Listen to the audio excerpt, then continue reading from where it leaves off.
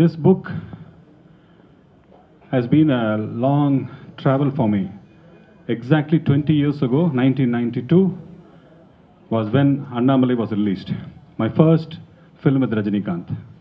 Then came Veera, then came in 1995, Basha. So it's almost 2 decades.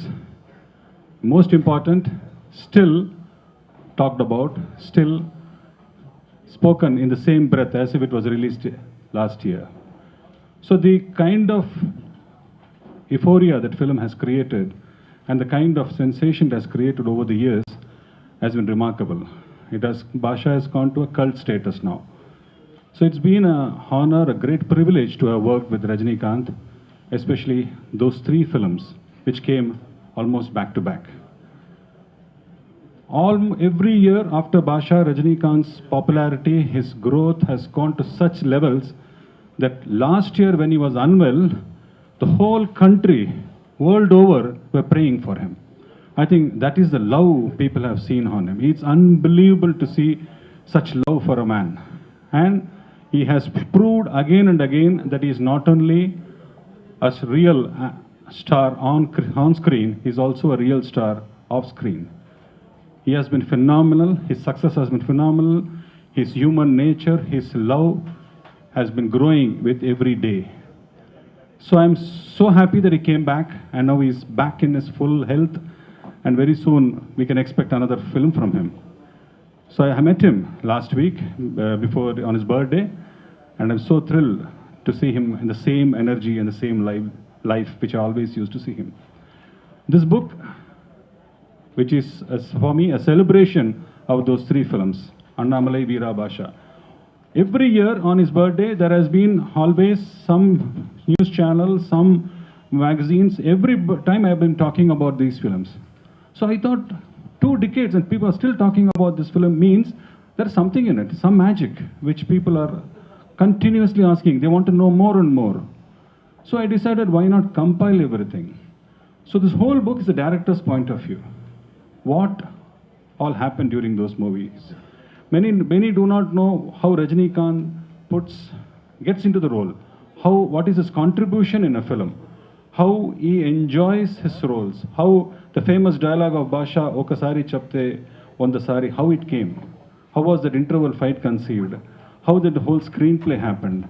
So many unusual incidents. There was a song which was deleted and then finally joined.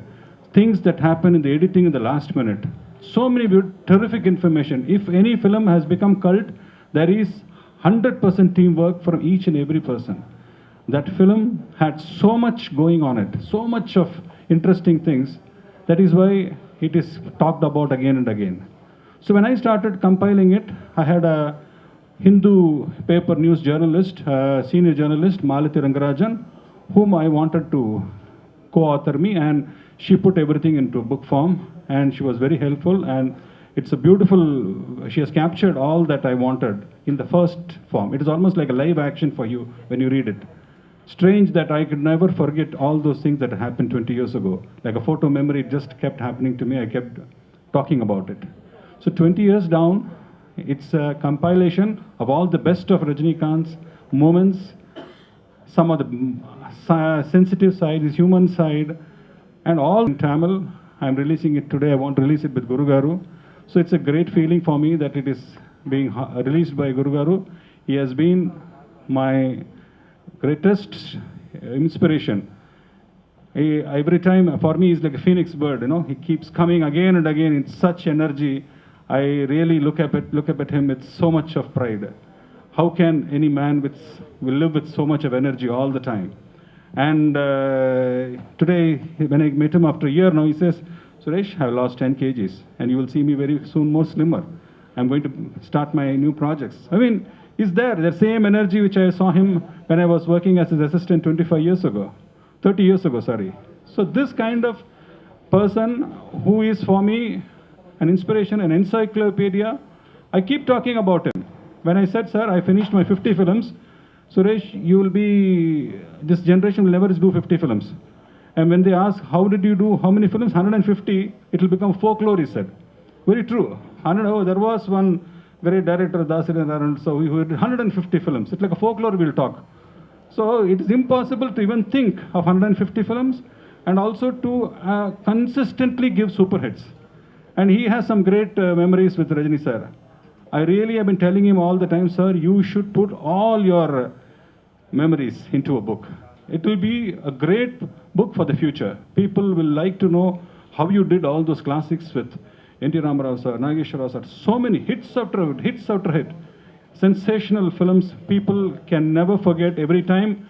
Luckily for television, it has become, we are seeing those films again and again, and we are again living in those times.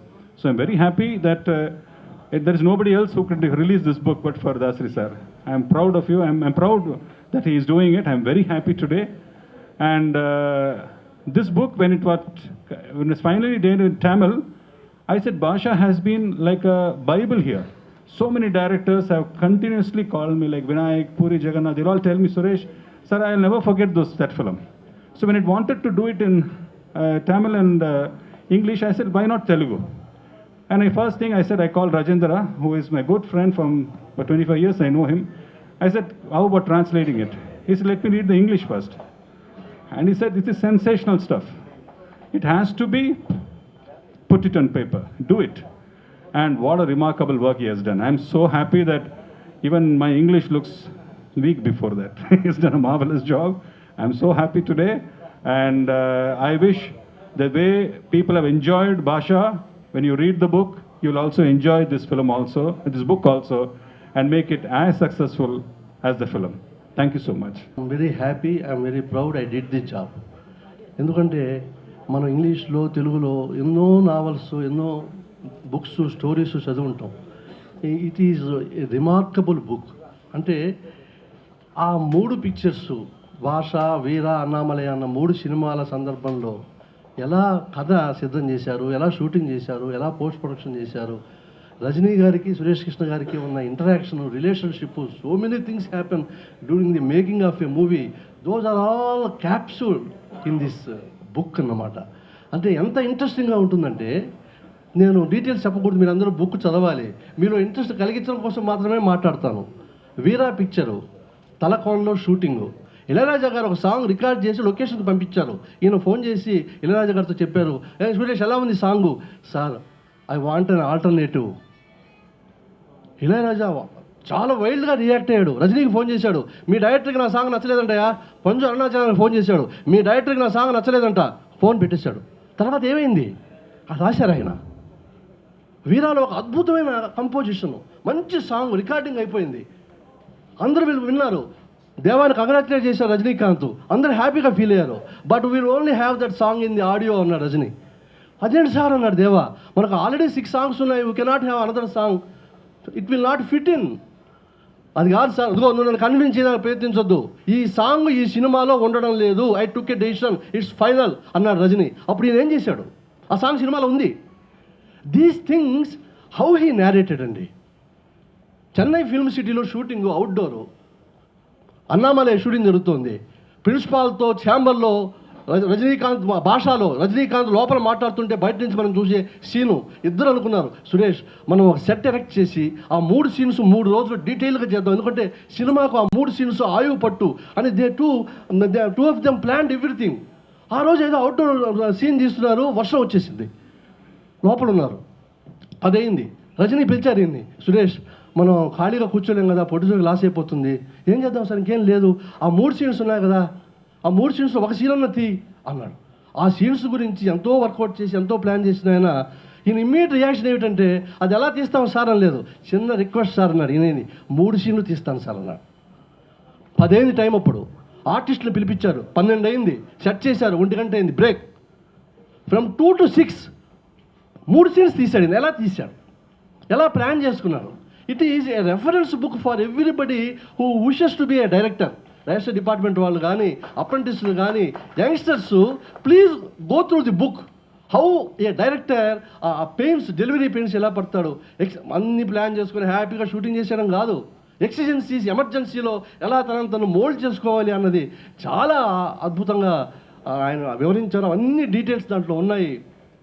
నాకు ఆ book మామూలుగా చదవడం, translate చేయడం వల్ల పెద్ద చదువుతుంటే నేను ఒక దీంట్లో ఉండిపోయాను, ట్రాన్స్లో ఉండిపోయాను. ఇంకా రజనీ గారి గురించి చెప్పుకుంటే ఏం చెప్పుకుంటామండి అసలు ఒక్కటి మాత్రం నేను చెప్తాను.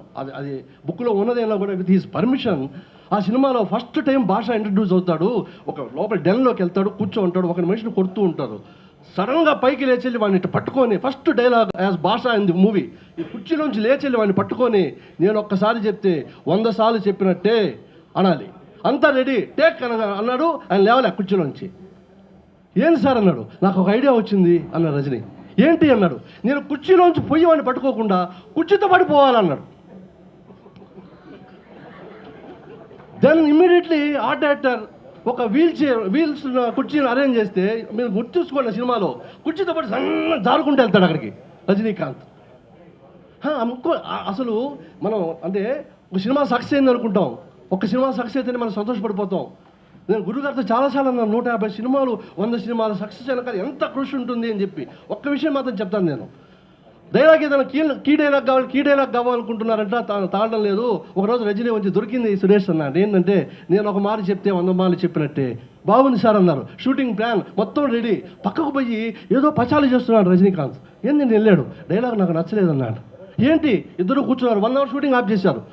ఒక మారు చెప్తే 100 మార్లు చెప్పినట్టే అంటే బాగుందా, ఒకసారి చెప్తే 100 సార్లు చెప్తే అన్నట్టే బాగుందా అని డిస్కషన్. రజనీకాంత్ హిమ్సెల్ఫ్ రెండు రకాలు చెప్తాను, నువ్వు డిసైడ్ చేయి అని అటు ఇటు తిరిగి, ఒక మారు చెప్తే 100 మార్లు చెప్పినట్టు, ఒకసారి చెప్తే, చివరికి ఒకసారి చెబితే 100 సార్లు చెప్పినట్టే. ఒక వాట్టు 0, ఒక తడవ 0, రెండింటి ఏది బెటరు, ఒక వాట్టు 0 అనేది డిసైడ్ చేశారు. అంటే ఒక తపస్సు మాదిరి ఎలా సినిమా చేశారు అన్న విషయాలు అన్నీ చెప్తూ ఇండివిజువల్ టెక్నీషియన్స్కి క్రెడిట్ ఇచ్చారండి సురేష్ కృష్ణ గారు. నాకు నచ్చింది. ప్రతి ఒక్కరికి ఆల్ టెక్నీషియన్స్ వాళ్ళ కంట్రిబ్యూషన్ ఏమిటి, వాళ్ళు ఎలా చేశారు అని చెబుతూ రజనీకాంత్ గారికి భాషా గెటప్ అంతా సెట్ అయిపోయింది. ఆయన లొకేషన్ రావడం, నాకు ఇంకేదో కొరతగా ఉంది, ఇంకేదో కావాలంటున్నారు. ఆయనకు తట్టలే, ఈయనకు తట్టలే, ఎవరికి తట్టలేదండి. మేకప్ ఆర్టిస్ట్, ఆయన పర్సనల్ మేకప్ ఆర్టిస్ట్ సుందరమూర్తి అని ఉన్నాడు. సార్ ఒక పని చేద్దాం సార్, ఏంటంటే కాడలు లేని అద్దాలు ముక్కు మీద ఇట్టు పెడితే బాగుంటుంది సార్ అన్నట్ట. అమాంతం కౌగులించుకున్నాంట. ఇప్పుడు నాకు భాషా గెటప్ దొరికింది అని అద్దాలు పెట్టారంట. ఆ విషయం ఆ మేకప్ ఆర్టిస్ట్ అనే అతని కంట్రిబ్యూషన్ని కూడా ఆ బుక్లో ఎవ్రీబడి గురించి ఆనెస్ట్గా, ఫ్రాంక్గా చాలా బాగా చెప్పారు. చాలా బ్రహ్మాండమైన book. Everybody should read it. And finally Rajinikanth గారి గురించి ఒక విషయం రాశారు, అది మన కళ్ళు చెమరుస్తాయండి. భాషా సినిమా అయిపోయింది. భాషా సినిమా అప్పటికి ఆయన ఎక్కడికో వెళ్ళిపోయాడు. సినిమా ఫైనల్ ట్రిమ్మింగ్ అయిపోయింది, కాపీ చూశారు, ఎక్స్ట్రాడనరీ సూపర్ అని చెప్పి కౌగులించుకున్నారు. చాలా బాగా ఫినిషింగ్ చేసామన్నారు. అంతా ఇంత పక్కకు తీసుకెళ్ళారు డైరెక్టర్ గారిని, రజనీ గారు. సురేష్, చిన్న రిక్వెస్ట్, నువ్వు బాగా ట్రిమ్మింగ్ చేసావు, అంతా ఫైనలైజ్ చేసావు, అంతా ఓకే, కానీ నేను అక్కడ ఆ సీన్లో ఆ క్లోజ్లో మంచి ఎక్స్ప్రెషన్ ఇచ్చాను, ఇక్కడ చిన్న ఎక్స్ప్రెషన్ ఇచ్చాను, ఆ రెండును తీసావు నా కోసం, ప్లీజ్ ఆ 2 క్లోజులు జాయిన్ చేయవా. రజనీ ఆయన రాశారు, రజనీ కనుసైగ చేస్తే ప్రపంచాన్ని శాసించే వ్యక్తి, అలాంటి వ్యక్తి నన్ను చిన్నపిల్లవాడు చాక్లెట్ అడిగినట్టు నా క్లోజ్ ఒకటి జాయిన్ చేయి అని అంటే ఆయన హ్యూమిలిటీ ఏమిటి, ఒక డైరెక్టర్కి ఆయన ఇచ్చే గౌరవం ఏమిటి అన్న విషయాలు నిజంగా మీరు మర్చిపోలేరండి. ప్లీజ్ ఎవ్రీబడి, అది మనకు అవైలబుల్గానే ఉంది, మా ప్రైస్ కూడా రీజనబుల్గానే ఉంది. You go through the book.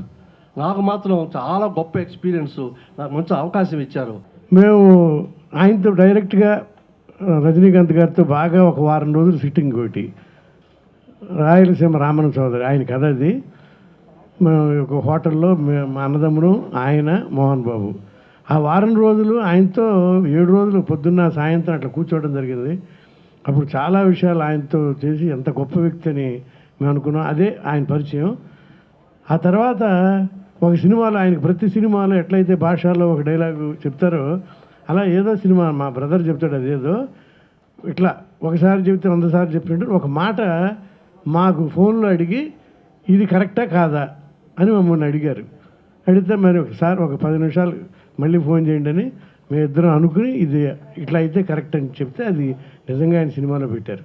అంటే ఒక్క మాట కోసమే మద్రాసు నుంచి హైదరాబాద్లో ఉన్న మాకు ఫోన్ చేసి చేశారంటే ఒక వేషం కోసం ఆయన ఎంత తపన పడతాడో నాకు అర్థమవుతుంది. అలాగే సురేష్ కృష్ణ గారితో మా అనుబంధం, ఇంద్రుడు చంద్రుడి సినిమా, కమల్ హాసన్ గారితో దాదాపు ఒక 6 నెలలో 8 నెలల్లో సురేష్ గెస్ట్ హౌస్లో మేము రూమ్లో సీన్ అనుకునేవాళ్ళం, మెట్ల మీదకి వెళ్ళేసరికి సీన్ ఇంకో రకంగా ఉండేది, సెట్లోకి వెళ్ళేసరికి ఒక రకంగా ఉండేది. అట్లా అంటే ఆయన్ని కమల్ హాసన్ని ఒప్పించాలంటే ఎంత ఇదో మాకు ఇక మరి రజనీకాంత్ గారితో మాకు పనిచేసే అదృష్టం రాలా. కాకపోతే ఒక గోష్ఠిగా రాసిన అంధకారం సినిమాకి మన అమితాబ్ బచ్చన్ క్యారెక్టర్ అంతా రాసి అది తప్ప, కానీ పరిచయం మాత్రం మోహన్ బాబు గారు వల్ల మాకు చాలా దగ్గరయ్యారు. అలాగే ఈ పుస్తకాన్ని వాళ్ళ దాసనారాయణ గారు మా గురువు గారు ఆవిష్కరిస్తున్నారు, చాలా గొప్ప విషయం. ఇంతమంది మీద రాసినప్పుడు నాకు అనిపించింది ఇప్పుడు ఇక్కడ ఈ డయాస్ మీద అసలు డాక్టర్ దాసనారాయణ గురించి రాయాలంటే ఎన్ని పుస్తకాలు రాయాలి? ఆయన నటుడిగా ఒక పుస్తకం, దర్శకుడిగా ఒక పుస్తకం, సమస్యలు పరిష్కరించే వ్యక్తిగా ఒక పుస్తకం, ఆయన కొత్త వాళ్ళతో చేసే ప్రయోగాలతో ఒక పుస్తకం, ఆయనకు వచ్చిన అవార్డులో ఒక పుస్తకం, ఇలా ఒక పుస్తకంతో సరిపోయే మనిషి కాదు దాసనారాయణ. అందుకని ఆయన శిష్యులందరూ పూనుకుని అది కూడా వెలుగులో తేవాలని ఈ సందర్భంగా వాళ్ళందరినీ కోరుకుంటాం. పుస్తకం అనేది మస్తకానికి మంచి భోజనం లాంటిదండి.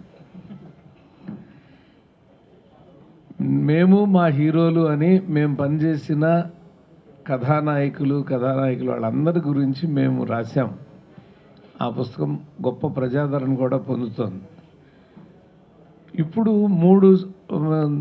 దాదాపు 300 సినిమాల్లోంచి ఒక 70-80 సినిమాల అనుభవాలు మేము రాశాం. కేవలం 3 సినిమాల అనుభవాలు ఒక రజనీకాంత్ గారితో ఏమున్నదో అది సురేష్ కృష్ణ గారు పైకి సాత్వికుడిలా కనపడతాడండి. ఆయన చాలా మొండి మనిషి, మహాత్మా గాంధీ లాగానే. మహాత్మా గాంధీ చాలా మెత్తాడు అనుకుంటామండి, మొత్తం అందరినీ బయటికి పంపించేదాకా వదిలిపెట్టలా. అలాగే తను ఏమనుకుంటాడో దాన్ని సాధించే పాత్ర సురేష్ కృష్ణ గారండి. రాయలసీమ రామన్ చౌదరిలో ఒక సీను చాలా ముఖ్యమైన దృశ్యం, అది ఆయనకి నచ్చని విషయాన్ని రజనీకాంత్ గారికి చెప్తే రజనీకాంత్ గారు మా ఇద్దరిని తీసుకెళ్ళాడు లోపలికి. ఇది ఇలా కాదు, నాకు ఇలా కావాలి అంటే లోపల కూర్చుని రాసి తీసుకొచ్చాము. అప్పుడు రజనీకాంత్ గారు కౌగిలించుకున్నాడు. దానికంటే విచిత్రం ఏంటంటే ఒకే షాట్లో 400 అడుగుల సీన్ అండి అది ఈయన తీశారు. ఎప్పటికీ కూడా ఆ డైలాగులు నాకేంటి ఇంత అద్భుతమైన డైలాగులు ఉన్నాయి, ఒక్క మోహన్ బాబు చెప్పాలి, ఎక్కడ తప్పు వచ్చినా మళ్ళీ 400 అడుగులు తీయాలి, కానీ మళ్ళీ మార్చడానికి వీల్లేదు అని ఆయన నడుస్తున్నాడు, కెమెరా నడుస్తాను. అందులోనే ఇప్పుడు జుట్టు మళ్ళీ పెరగదు అని తెలిస్తే ఎవడన్నా తిరుపతికి వెళ్ళి గుండిస్తాడా? పెట్టిన పలహారం దేవుడే తినేస్తాడంటే బెల్లం మొక్కో ఏదో పొగ చెక్కో పెడతారు తప్ప నైవేద్యాలు ఎవడరా పెట్టేదని. అది అసలు ఎంత క్లాప్సో థియేటర్ అంతా. మాకు భయం వేసింది, ఒక సింగిల్ షాట్లో తీస్తాడేంటి ఈయన అని. అలా మేమేముంది, ఆయన రజనీకాంత్ గారిని ఇళయరాజా గారినే చేశాడండి. నిజం, సాంకేతిక నిపుణులు వాళ్ళ గురుగారు చెప్తూ ఉంటారు ఎప్పుడు, సాంకేతిక నిపుణుల పని సాంకేతిక నిపుణులను చేయనిస్తే ఏ చిత్రం దెబ్బతిందండి. దానికి భంగం కలిగినప్పుడే ఇదవుతుంది. ఒక నమ్మకం, విశ్వాసం. ఇప్పుడు రజనీకాంత్ గారికి ఆయన మీద నమ్మకం ఉన్నట్టు రామారావు గారికి నా దేశం నచ్చలేదు, కానీ అన్నయ్య నేను కన్విన్స్ చేసుకుంటే ఆయన మా మీద నమ్మకంతో చేశాడు. అప్పుడు మేము ఇండస్ట్రీకి వచ్చి కూడా 2-3 సంవత్సరాలే అయినా ఒక సాంకేతిక నిపుణుడిని గౌరవించే తీరు రామారావు కృష్ణ గారు, అలాగే రజనీకాంత్ గారు ఎలా గౌరవించాడో నిజమండి. అది 2 షాట్లు వేయమని అడగటం, మేము నరసింహనాయుడులో 3000 అడుగులు తీసేసాం, మరి హీరో చిరునవ్వుతో అంగీకరించారు. అలా వాళ్ళు అంగీకరించినప్పుడే సాంకేతిక నిపుణుడు ఏం కోరుకుంటాడో ఆ కథనం మనకి వస్తుంది. పుస్తకాన్ని నిజంగానే తను చెప్పినట్టుగా నేను చదివేశాను తెలుగులో. మొదటి పేజీ మొదలు పెడితే ఆఖరి పేజీ వరకు చదివి తీరాల్సిందేనండి. మధ్యలో మడత పెట్టే లక్షణం లేదు. ఎందుకంటే మనం ఒక పాత్ర అయిపోయి సురేష్ కృష్ణ చెప్తున్న విషయాల్లోకి వెళ్ళిపోయి వాళ్ళ భావాలు, రజనీకాంత్ ఎక్స్ప్రెషన్ ఏంటప్పుడు, ఇళయరాజా ఎక్స్ప్రెషన్ ఏంటప్పుడు, ఇవన్నీ ఊహించుకుంటా మనం రావటం. అన్నామలై అనేది గురుగారు అయితే చాలా 100 చేసి ఉంటారు. అట్లా చాలా చిన్న కథతో షూటింగ్కి వెళ్ళాల్సి వచ్చింది. దాసనారాయణరావు ఎన్నిసార్లు వెళ్ళి ఉంటాడో నేను ఊహించుకోగలను అట్లా. కానీ తన మీద తనకు విశ్వాసం, నేను చేయగలను, తెల్లారేసరికి దీన్ని చేయగలను అనేటువంటి భావన ఎంత టెన్షన్ పడ్డాడో ఆయన అన్నామలైకి. అది చదువుతా అంటే మేము ఖైదీకి పడ్డ టెన్షను, మేము ఈనాడుకు పడ్డ టెన్షన్ నాకు గుర్తొచ్చిందండి. అలా నిజంగా సురేష్ కృష్ణ గారు మంచి ఒరవడి ప్రారంభించారు. మీరు 3 సినిమాలు రాశారు. అలా రజనీకాంత్ గారు చేసిన వాళ్ళతో చేసిన వాళ్ళందరూ తలా కాసిన సినిమాలు, అలాగే మిగతా హీరోలతో మరి ఎంజీఆర్ గారితో, రామారావు గారితో, నాగేశ్వరరావుతో అద్భుతమైన అనుభవాలు ఉంటాయండి. ప్రపంచానికి కేవీ రెడ్డి గారు ఇలాంటి సముద్రాల గారు వాళ్ళ అనుభవాలు దొరకలేదండి. అసలేమి వాళ్ళు పాపం మన దురదృష్టం వాళ్ళు ఏమీ రాయలేదు. కొడవలగండి గారు రాసినటువంటి కొన్ని జ్ఞాపకాలు తప్ప సదాశివ బ్రహ్మం గారు కానీ ఎవ్వరూ ఏమీ రాయలేదు. కానీ ఇది మంచి మార్గం మేము ప్రారంభించుకున్నాం ఇక్కడ తెలుగులో. ఆయన అక్కడ ప్రారంభించారు తమిళంలో. నిజంగా అన్ని భాషల్లోనూ ఆ అనుభవాలు కనుక గ్రంథాలుగా వస్తే ఎంతోమందికి, ఇంత గొప్పవాళ్ళు కూడా ఇంత విషయంలో ఒక్క షాట్ కోసం నిజంగానే రజనీకాంత్ అడుగుంటాడా అంటే రజనీకాంత్ గొప్పతనం ఏంటి, అసలు అది తీసేయగలిగిన సాహసం ఏంటి ఈయనకి, ఇవి మనం అర్థం చేసుకోగలుగుతాం. కాబట్టి ఇవి ఆల్రెడీ తమిళ్లో, ఇంగ్లీష్లో బెస్ట్ సెల్లర్ అయిపోయింది ఈ బుక్. తెలుగులో కూడా తప్పనిసరిగా అవుతుంది. ఎందుకంటే రజనీకాంత్ గారిని తమిళ వాళ్ళే కాదు, తెలుగు వాళ్ళు కూడా చాలా అభిమానిస్తాం. కాబట్టి ఈ పుస్తకం మంచి విశేష జనాకర్షణ, జనాదరణ పొంది భావి గ్రంథాలకి మార్గం చూపాలని కోరుకుంటూ సెలవు తీసుకున్నాను. నమస్కారం. మహారాష్ట్రలో పుట్టి కర్ణాటకలో ఉండి అక్కడి నుంచి తమిళనాడు వచ్చి ఇవాళ ప్రపంచ స్టార్గా ఎదిగిన రజనీకాంత్ ఒకే ఒక్కడు. అలాగే మన దాసనారాయణ గారు మన తెలుగువాడు.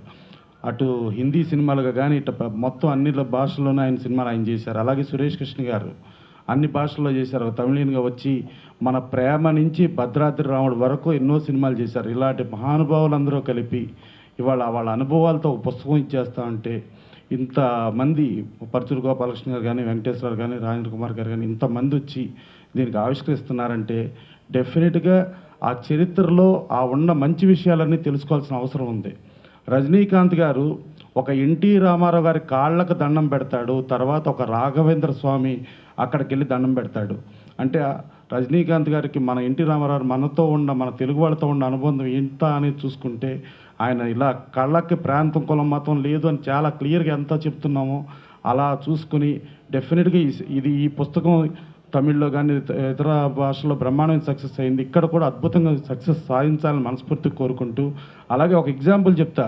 ఒక మన్నన్ సినిమా అప్పుడు ఒక శివాజీ గణేషన్ గారి ఓన్ బ్యానరు ప్రభు వాళ్ళ బ్రదరు కలిపి ఫారిన్ లొకేషన్ షూటింగ్ అని ప్లాన్ చేస్తే రజనీకాంత్ గారు చెప్పాడు, అందరూ చూసేది రజనీకాంత్ని చూస్తారు కానీ ఫారిన్ లొకేషన్స్లో మీరు పెట్టే భారీ ఖర్చులతో చూడరు, నా సినిమాకి ఆ ఖర్చు అక్కర్లేదు, ఆ ఖర్చు డబ్బులు మీకు ప్రొడ్యూసర్గా మీకు లాభం వస్తే చాలు, మీరు ప్రొడ్యూసర్లుగా మీరు బాగుపడండి అని చెప్పి ఆలోచించే ఒక అద్భుతమైన హీరో ఒక రజనీకాంత్ ఒకే ఒక్కడు.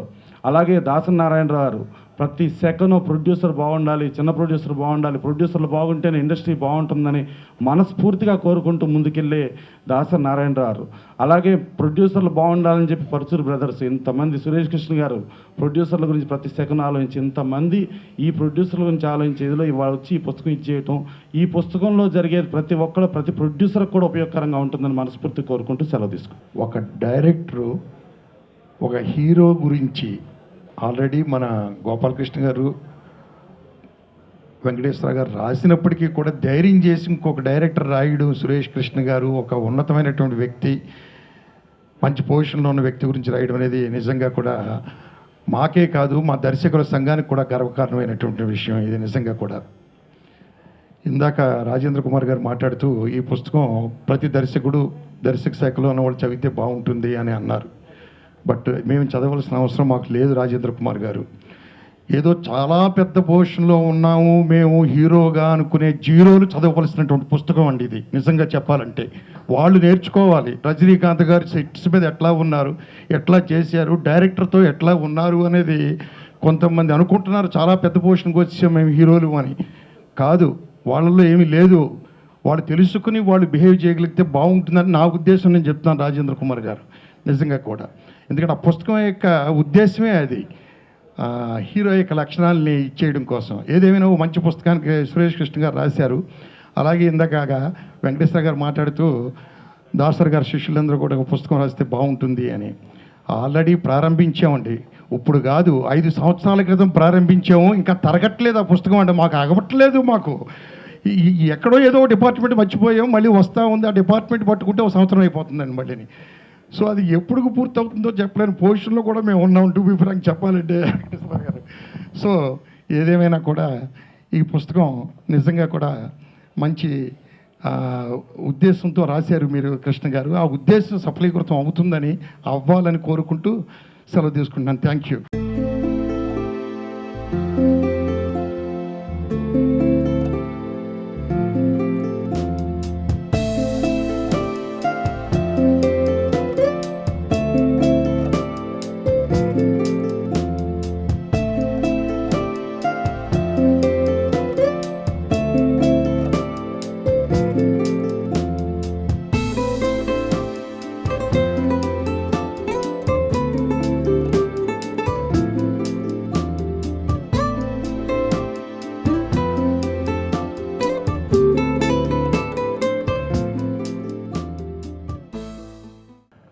సుమారు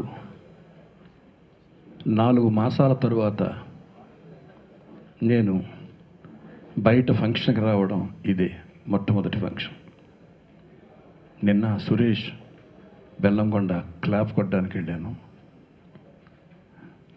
అది ఇప్పుడు ఈ ఫంక్షన్ కోసం వచ్చాను. ఈ రావడానికి కారణం మెయిన్ సురేష్ కృష్ణ. రెండవది, అతను రాసిన ఈ పుస్తకం యొక్క అవసరం. ఇది గ్రంథమా, ఉద్గ్రంథమా, మహాగ్రంథమా, కావ్యమా, మహాకావ్యమా అనే విషయం కాదు. The attempt. ఒక దర్శకుడు తన కథానాయకుడితో చేసిన సినిమాల వెనక ఉన్న అనుభవాన్ని చెప్పడం. అది కూడా ఎవరో ఒక ఆషామాషి ఆర్టిస్ట్ గురించి కాదు, రజనీకాంత్ లాంటి ఒక సూపర్ స్టార్ గురించి. రజనీకాంత్ అంటే భారతదేశంలో ఇప్పటి వరకు the one and only super star of India is none other than Rajinikanth. ఇది మహానటులైన అమితాబ్ బచ్చన్, మోహన్ లాల్, అలాగే సల్మాన్ ఖాను, ఇలాంటి పెద్ద పెద్ద ఆర్టిస్టులందరూ ఇప్పుడు కాంటెంపరీగా ఎవరైతే ఉన్నారో వాళ్ళందరూ యాక్సెప్ట్ చేసిన నిజం, the only super star. Super star అనేది మామూలుగా రాదండి. చరిత్రకారులు అన్నమాట వాళ్ళు. ఒక కన్నడ కంఠీరవ రాజ్కుమార్ ఒక గొప్ప సూపర్ స్టార్. అంటే సినిమా అనేది ఎన్ని సంవత్సరాలు బ్రతుకుద్దో అన్ని సంవత్సరాలు ఆ పేరు గుర్తుంటుంది. అలాగే ఎంజీఆర్ అనేది ఒక సూపర్ స్టార్. తమిళ చలనచిత్ర రంగం ఉన్నంత వరకు ఆ పేరు శాశ్వతం.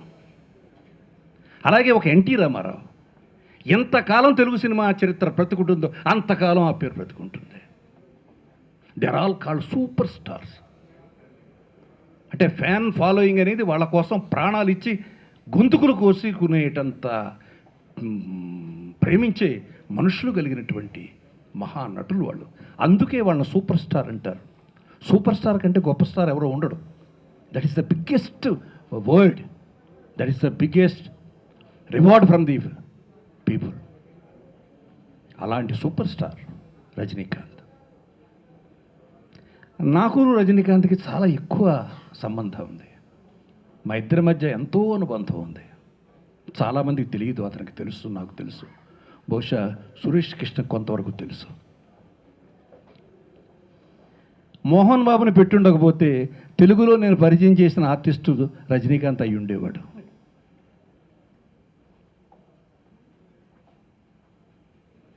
నా దగ్గరికి వచ్చి అప్పటికే ఒక్కరోజు ముందు నేను మోహన్ బాబుని బుక్ చేశా తూర్పు పడమర చిత్రానికి. ఆ పాత్ర తమిళ్లో తను వేశాడు. నేను కారులో వెళ్ళిపోతుంటే గేటు దగ్గర నిలబడి ఫోటోలు చూపించి, నా పేరు శివాజీ అని చెప్పి ఈ క్యారెక్టర్ అడిగాడు. ఇది నేను చెప్పదలుచుకోలేదు, ఎందుకంటే కానీ తను ఈ క్షణానికి గుర్తుపెట్టుకుని ఎప్పుడు చూసినా సార్ ఇంటి దగ్గర నేను నిలబడి ఆయన ఫియట్ కార్ ఆపి నా ఫోటోలు చూపించానని చెప్పే మహా వ్యక్తిని ఇవాళ ఎవరిని చెప్పగలమండి? ఎంతోమంది అడ్రస్ లేని వాళ్ళకి అడ్రస్ ఇచ్చి ఫిలిం ఇన్స్టిట్యూట్లో ఛాన్స్ దొరకని వాళ్ళకి ఛాన్స్ ఇప్పించి ఆర్టిస్టులు చేసి ఆశీర్వదించి నేను కనిపిస్తే కాళ్ళకి నమస్కారం పెట్టి ఇవాళ దాసరి నారాయణరావు నేను వచ్చినప్పుడు లేవడా అని ఆలోచించే స్టార్స్ వచ్చారు ఇప్పుడు వాళ్ళ ఇండస్ట్రీలో. ఇది కూడా చూడాల్సిన కర్మ మాకు పట్టింది. నాతో ఛాలెంజ్ చేసే రేంజ్కి మాట్లాడేటటువంటి స్టార్స్ కూడా వచ్చారు. వేషం ఇస్తే చాలు ఇంటి చుట్టూ సైకిల్ వేసుకు తిరిగిన వాళ్ళు. తప్పంట్లా, అది వారి నైజం, ఇది ఇతని సంస్కారం.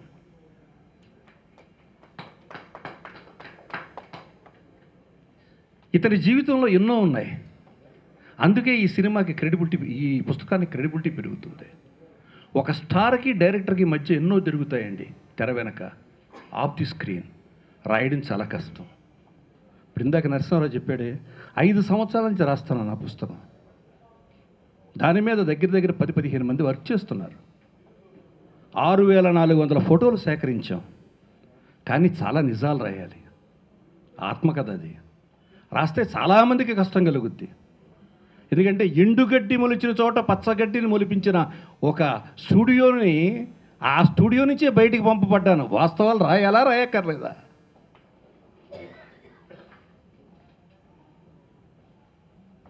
నా జీవితాన్ని పణంగా పెట్టి కొంత హీరోల జీవితాలు ఇచ్చాను. అది రాయాలా రాయొద్దా? రాస్తా. ఒక్కొక్కరి చరిత్ర రాస్తా. ప్రజలకి వాస్తవాన్ని రాస్తా. కానీ ఎవరిని నొప్పించను. అంచేది ఇది అవసరం. భావితరానికి చాలా అవసరం. ఇవాళ పుస్తకం ఇది. కానీ ఒక 50 సంవత్సరాల తర్వాత ఇది చరిత్ర. మన చరిత్ర మూసివేయబడుతుంది. ఎందుకంటే మొన్న ఎక్కడో పేపర్లో చూశాను, మన తెలుగులో మొట్టమొదటి ద్విపాత్రాభినయ చిత్రం ఏది? రాముడు భీముడు అని రాశారు. టీవీలో కూడా యాంకర్స్ వాళ్ళు కండక్ట్ చేశారు, రాముడు భీముడు రాశారు. అంటే చరిత్ర మర్చిపోతున్నారు. చండీరాణి అనేది మర్చిపోయారు. ఈ చరిత్ర జనానికి ఎలా తెలియాలి? వాడిని ఎంతో కష్టపడి కాటరగడ్డ మురారి ఇక్కడ రెఫరెన్స్ ఇవ్వాలి.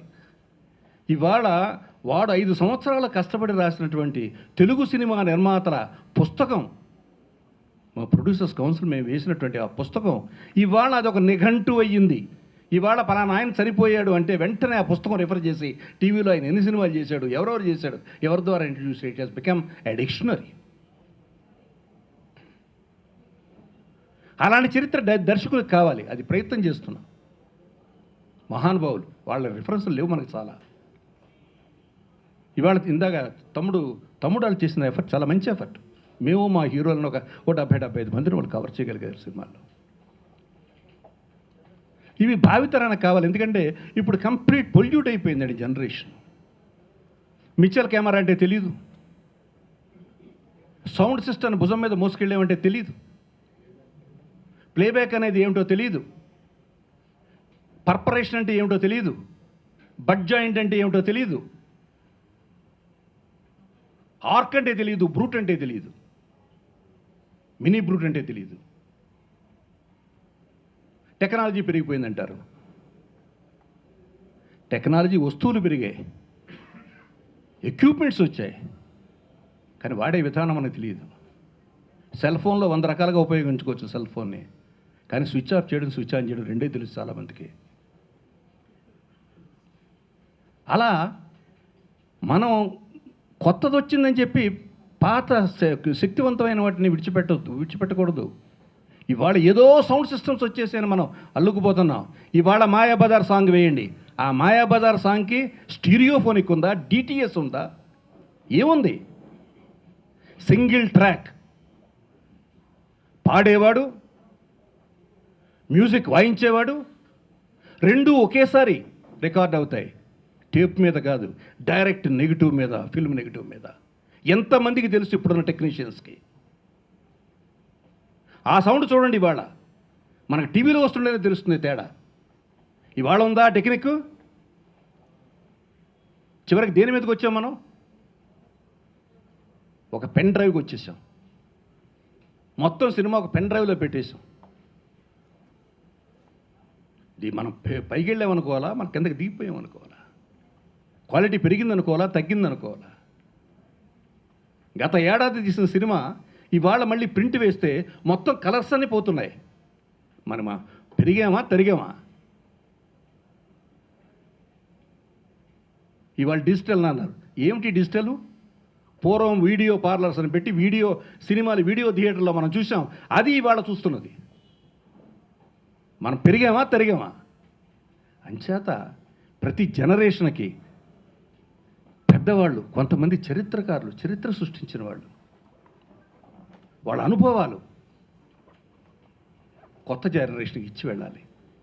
దానికి ఉపయోగపడే పుస్తకం ఈ పుస్తకం. ఇది 3 సినిమాలతో సరిపోదు. ఈ 3 సినిమాలతో సరిపోదు. అతను చేసిన అన్ని సినిమాలు, అలాగే మా బ్రదర్స్ చేసిన పిక్చర్స్, నేను చేసిన పిక్చర్స్. నాకు పొద్దున ఒక మంచి మాట చెప్పాడు. నేను వచ్చి అనౌన్స్ చేయదలుచుకోలేదు, రాజేంద్ర కుమార్ చెప్పాడు. చాలా మంచి ఆలోచన. అంచేత ఫ్యూచర్ జనరేషన్కి ఇవి కావాలి. ఇక దీనిలోకి వస్తే భాష గురించి అతను రాయడంలో చాలా సమంజసం ఉంది. చాలామందికి తెలుసుకోవాల్సిన విషయం ఏంటంటే, భాషా సినిమా వచ్చిన తర్వాత సినిమా రంగంలోనే స్క్రీన్ ప్లే టోటల్గా మారిపోయింది. ఏం బ్రదర్? ఈ రోజున మనం చూస్తూ సర్రని కారు వస్తుంది, వెనక నుంచి వ్యాన్ వస్తుంది, 2 పగిలిపోతాయి, ఆడ విధైపోతాడు, బ్లాస్ట్ వస్తుంది, బ్లాక్ 1932. ఇంకోటి జరుగుతుంది, ఇదేంటి బ్లాస్ట్. ఏదో ఒకడు ఎడతాడు, నరికేస్తాడు, వచ్చేస్తాడు. ఇంటర్వల్కు ఒక చిన్న ఒక లింక్ ఇస్తారు, ఓ పాయింట్ లీక్ చేస్తారు. ఒక క్రియేషన్, ఏదో జరగబోతుంది, ఏదో జరుగుతుంది. హీరో ఏంటి, ఎందుకు చేస్తున్నాడు? ఇది ప్రారంభమైందే భాషా చిత్రం నుంచి. ఇవాళ సోకాళ్ళు అద్భుతమైన లేటెస్ట్ ట్రీట్మెంట్ చేస్తున్నాం. అసలు టెక్నాలజీ మారిపోయింది, స్టోరీ బోర్డు వచ్చింది. స్టోరీ బోర్డు ఉండదండి. ఇవన్నీ మీరు నవ్వుకునే మాటలంతే. స్టోరీ బోర్డు అనేది ఉండేది వేరే దానికి, గ్రాఫిక్స్ చేసేదానికి. సినిమాలో ఒక సీన్లో ఆర్టిస్ట్ వస్తున్నాడు, పెడుతున్నాడు, దానికి స్టోరీ బోర్డు ఉండదు. సరే మొత్తం సినిమా అంతా స్టోరీ బోర్డు వేసానండి అంటాడు. అంటే మాకు తెలియదేమో అని మేము వాడి దగ్గర నేర్చుకోవాల్సిన రోజులు వస్తాయేమో అని భయం వేస్తూ ఉంటుంది.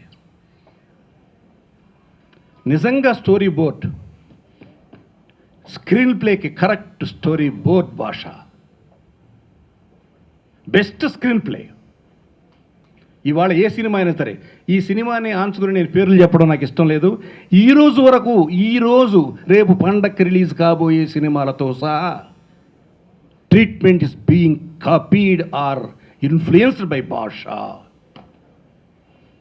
ఇది మనసులో పెట్టుకున్న తర్వాత మీరు సినిమాలు చూడండి, భాష ట్రీట్మెంట్ కనిపిస్తుందో లేదో. అలాగే ఇవాళ ఏ పంచ్ డైలాగ్ అని మనం అంటున్నామో, that punch dialogue is being introduced by Suresh Krishna. ఒక్కసారి చెబితే 100 సార్లు చెప్పినట్టు.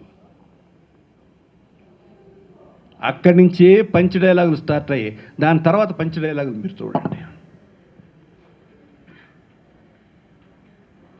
అలాంటి ఎన్నో ఒక తెర వెనక అవి రావడానికి కారణాలు ఏమిటి? ప్రతిదానికి చాలా ఉంటాయి. మా సినిమాలో కూడా చాలా చాలా జరుగుతూ ఉంటాయి. చిన్న ఎగ్జాంపుల్ చెప్తా. భారతంలో ఒక అమ్మాయి సినిమా షూటింగ్ అంతా చేసాం. పిక్చరు పూర్తయ్యే టైంకి డబ్బులు లేవు ప్రొడ్యూసర్కి, డిస్ట్రిబ్యూటర్ పంపించలా. ఆయన వెళ్ళిపోయాడు, లేడు ప్రొడ్యూసరు. సినిమా కంప్లీట్ చేయాలి, డిస్ట్రిబ్యూటర్లు నేను సైన్ చేసి సినిమా ఒప్పించాను. ఆ సినిమా రిలీజ్ చేయాలి, లేకపోతే మొత్తం నా దగ్గర వసూలు చేస్తారు డబ్బులు. చివరికి ఒక కోర్టు సీన్ తీయాలి. కోర్టు సీన్ అంటే మీకు తెలుసు, మొత్తం పిక్చర్లో ఉన్న ఆర్టిస్టులు అందరూ రావాలి. అందరికీ డబ్బులు బాకీ, ఎవ్వరు రారు. పైగా అందరు కాల్ షీట్లు దొరకాలి. డేట్ ఇచ్చేసాం. ఏం చేయాలో నాకు తెలియలేదు. కోర్సుని ఇంపార్టెంట్ సినిమాలు. ఆర్ట్ డైరెక్టర్ అప్పుడే కొత్తగా చిత్రలేఖనం వేయడానికి వచ్చాడు, మన చంద్రమోహన్ మేనలుడు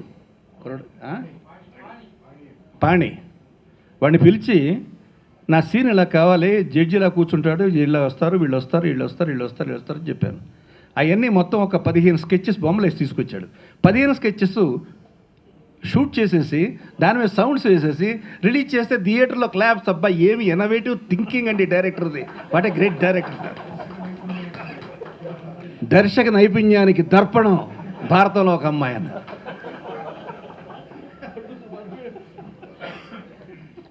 అంటే necessity is the mother of invention.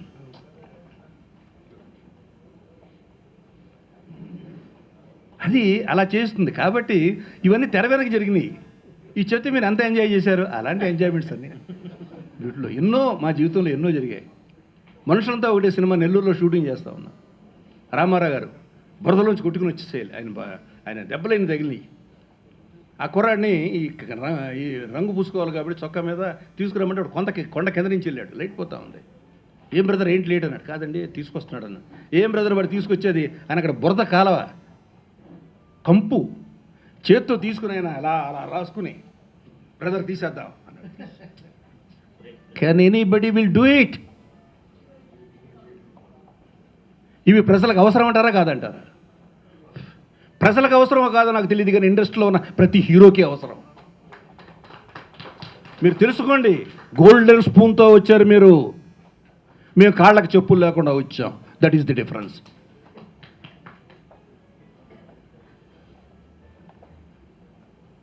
కాబట్టి అటువంటి వాళ్ళు తెలుసుకోవడానికి ఈ ఒకటే కాదు, బ్రదర్స్ చేసింది ఆరంభం అయితే ఇది పునరారంభం అయితే ప్రతి దర్శకుడు, ప్రతి నిర్మాత ఎవరైతే కాస్త చరిత్రగా ఉన్నారో వాళ్ళు రాయాల్సిన పని, చేయాల్సిన పని.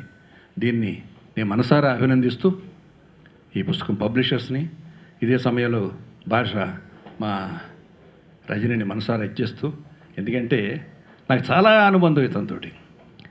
హిందీ సినిమా చేసినప్పుడు అసలు సినిమా నేను 2 పిక్చర్లు చేశాను రజనీకాంత్.